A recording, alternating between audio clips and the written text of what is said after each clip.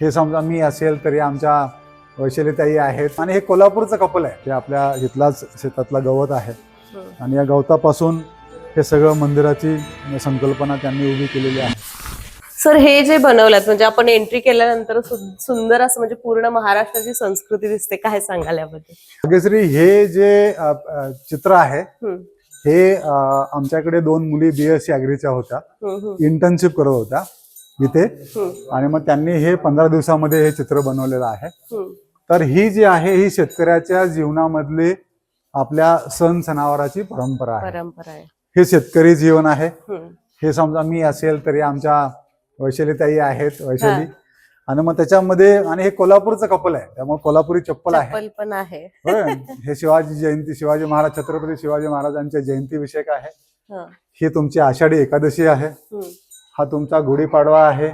गुढीपाडवा कोकणातले गणपती मोदक आहेत आणि बैलपोळा आहे. असं हे शेतकऱ्याच्या जीवनामधल्या आपल्या महाराष्ट्राची जी शेतकऱ्याची जीवनशैली आहे याच्याबद्दल हे दर्शवतात. निश्चितच सर, आपण इकडे गेलो तर म्हणजे खूप मोठा परिसर आहे हा, पण मी विठ्ठल रुक्माईची मूर्ती सुद्धा बघितली होती आणि वैशिष्ट्य असं की ही पूर्ण सस्टेनेबल जे आपण वापरून गोष्टी करतो तशी पर्यावरण पूरक दिसते.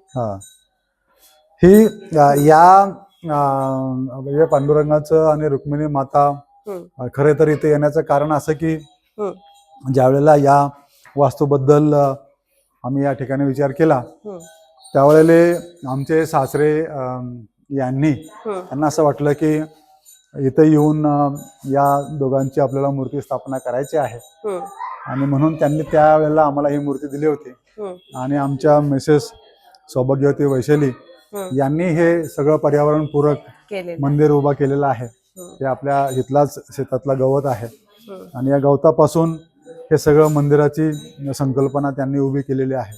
तर त्या इथं आहेतच, त्यांनाही विचारू त्याच्या मागचं आपली भूमिका या ठिकाणी आहे. मला हे असंच पर्यावरण पूर्वक जे आहे तेच मला बनवायचं होतं.